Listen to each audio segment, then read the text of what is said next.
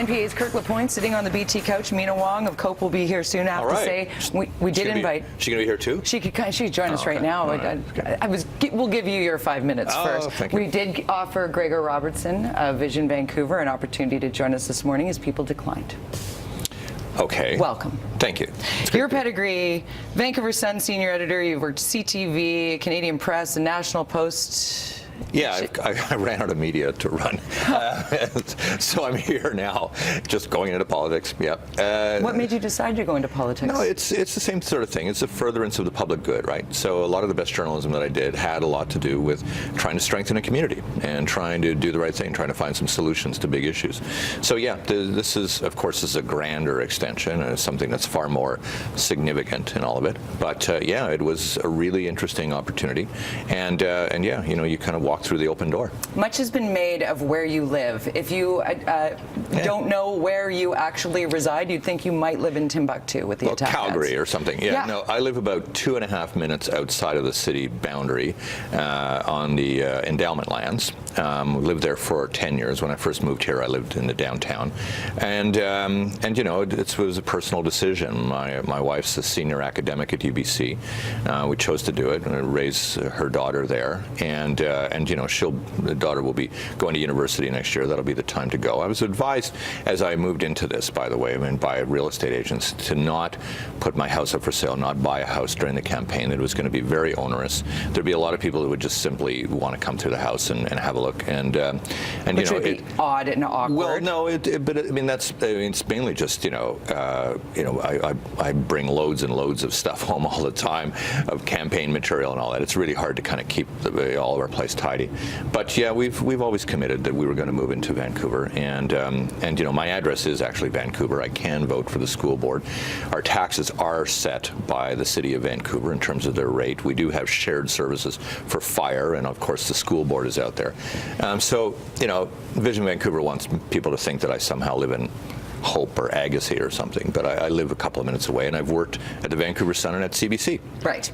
And let's talk about your platform. And one of the things on your platform, if elected, you said one of the first things you would do is clear the drug dealers off the corner of Main and Hastings. It's an important thing because, look, I do, though, have great sympathy for those who need the support. I mean, I grew up in poverty, and I understand how poverty, drives you into very difficult places. And I want actually a far more compassionate government toward those that need the support. And there has to be a reasonable balance. The balance has to include, responsible and safe situations in the community. And when you're near a particular community center where families go, where there's library, there's all kinds of things that are community resources. I want to make sure that families don't feel unsafe. So what do you do with regard to the mental health issues that happen on the downtown east side, the homelessness issues that happen on the downtown east side? Where do we house these people that need our help? Well, look, I think we need to take a really modest step back, and I think we need to do a financial audit of the funds that are going into the downtown east side, because I believe that they're not getting to the people who need them.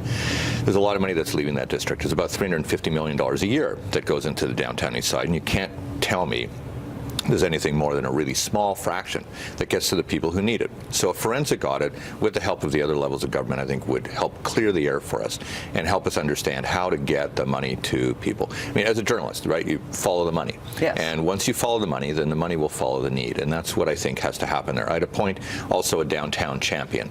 I believe that the residents there it's very, very important to involve them in any further discussion. And I need a champion down there who would be able to then work with all levels of government in order to effect the kind of change that we need, which is not to promise people that you can end street homelessness by 2015. I mean, that is one of the most shameful kinds of lies that you can make to people, because you're just adding one more level of broken promise in their life. Now, you're talking about public discussion, which is a hot topic right now, because there are many that feel they have not been heard with the current administration, if you will. Yeah. Public consultation also with the NPA, people might be concerned that it's a hard line. Here's how we're going to do it. We're going to get it done.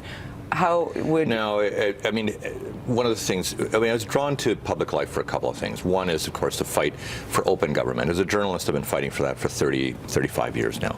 The second part is that I actually don't think the community has been seen, heard, and understood very well at all. Look, there are about 15 court cases right now. Just a few minutes ago, you were carrying a story about people not feeling that they had been consulted when people were brought into homeless shelters there. Yes. And so we have to get back to the point where we have, first of all, having neighborhood-led development in our city, and we have to listen to people. We have to see, hear, and understand this community in a new way again. And so I'll introduce a lot of new processes in order to make that work, so that people feel there's a genuine consultation.